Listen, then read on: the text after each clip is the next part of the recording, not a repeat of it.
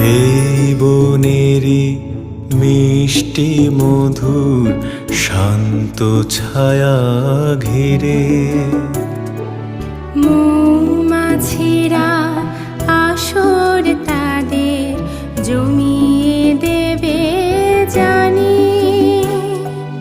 গুঞ্জরণের নীড়ে আসর জমিয়ে দেবে জানি।